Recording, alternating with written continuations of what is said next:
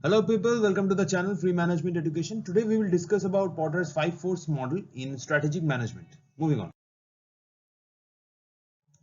So this is also known as Porter's industry analysis. So Michael Porter advocates that a structural analysis of industries to be made so that a firm is in better position to identify its strengths and weaknesses. Okay.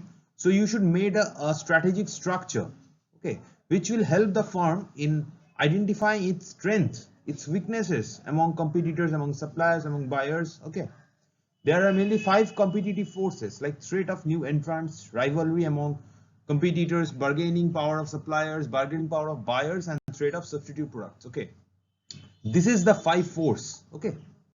So this is a diagram of Porter's 5-force model. These are the 5 forces and these are some of the features like threat of new entrants. There are barriers to entry, economies of scale, brand loyalty, capital requirements. Okay, rivalry among existing competitors, with number of competitor, diversity. I will explain each of them in short and just pause the video and say it. You will understand on your own. Okay. Now the bargaining power of suppliers. High supplier bargaining power constitute of positive feature for the existing firm or new entrants.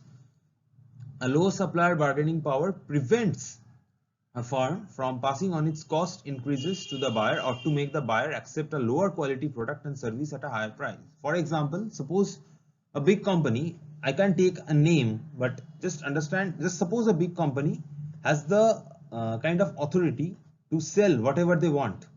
Okay, that also includes selling cheap product to customers.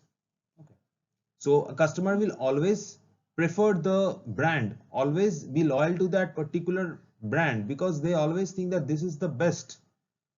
Okay, so the firm can take that particular advantage and sell whatever they want to the customers. Okay, so a low supplier bargaining power. So if the bargaining power of the supplier or the firm is less, that will prevent the firm from passing on its cost increases, passing cheap products. Okay, also selling products at a higher price than normal. Okay, so the bargaining power is high under the conditions like when there are few suppliers and many buyers. Okay, so obviously if there are few suppliers and there are many buyers, then obviously the bargaining power of suppliers is high because buyer have no other option but to get that product from that supplier only. Products and services are unique, not commonly available. For example, iPhone has the best security. Okay, so unique service or product. Substitutes of the products or services supplied are not freely available. Okay. Switching cost of a supplier from one buyer to other is low. This is synonymous with this when there are suppliers few and many buyers. Buyers buy in small quantities and therefore not important to suppliers, right? Although supplier is not critically dependent on the products or services supplied. That means that supplier can survive on other products also. He or she is not dependent on that particular product or service for his income or profit. Okay, so that is when bargaining power of supplier is high, when the supplier has many advantages. Okay. Now the bargaining power of buyers is just the opposite. Here the high buyer bargaining power constitutes a negative feature for the existing firms of an industry. A low buyer bargaining power enables a firm to pass on the cost escalation to buyers or to make the buyers accept a lower quality of product and service at a higher place. Okay, suppose you if you are from Kolkata, you have heard about College Street. Okay, if you can bargain there, okay, then the buyer will sell whatever they want, so whatever price they will sell at whatever price they wish to, right? So a low buyer bargaining power enables a firm to pass on the cost escalation. They can sell a 500 rupee book at rupees 800 with their manipulating power.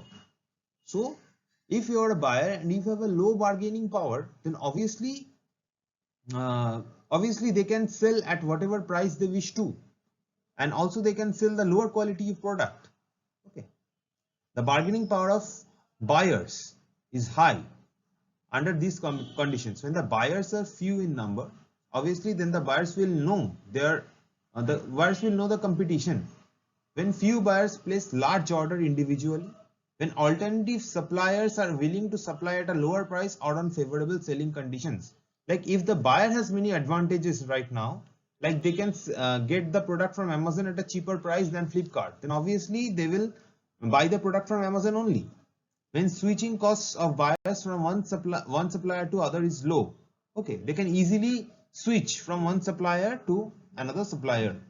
Okay, when the buyer itself charges a low price for its product and is sensitive to price increases, that is, buyer is aware of the price changes. That is the bargaining power of buyers. Okay. Okay, and now comes the threat of new entrants. The chance that the new entrants will enter into an industry depends on two factors, like entry barriers to an industry and expected retaliation from existing firms. Obviously, the existing firms won't like it if there is competition, right?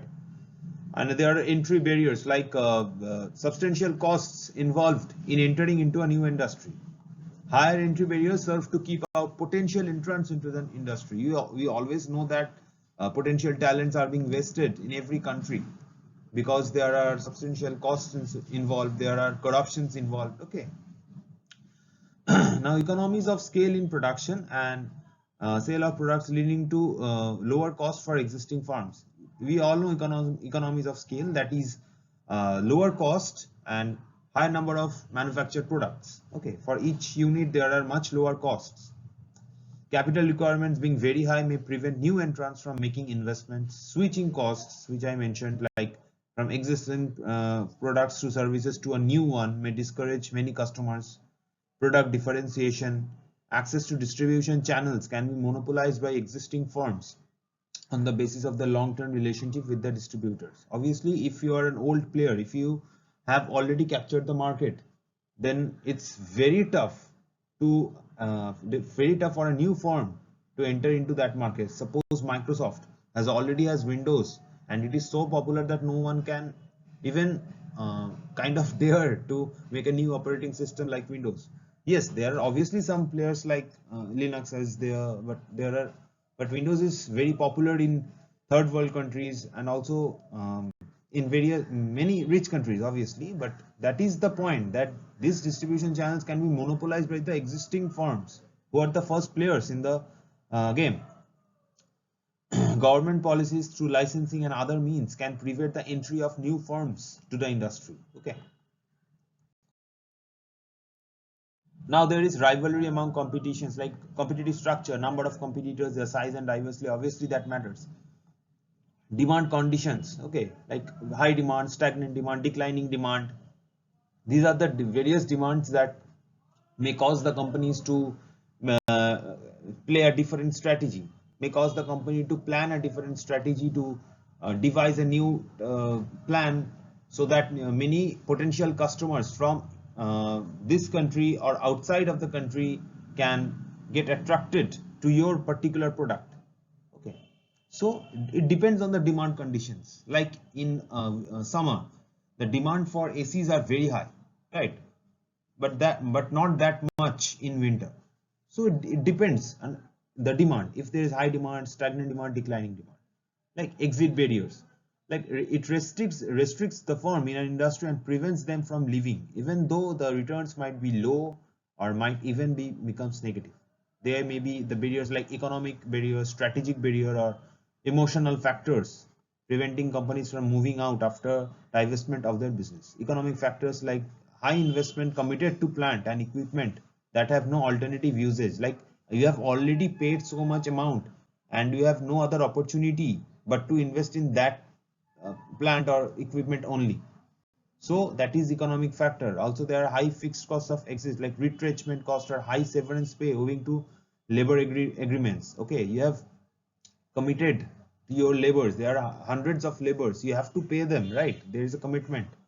Also there are emotional factors, like you have created this firm for over 40 years and that has an emotional attachment to you, so you cannot leave it just like that. So various factors work here.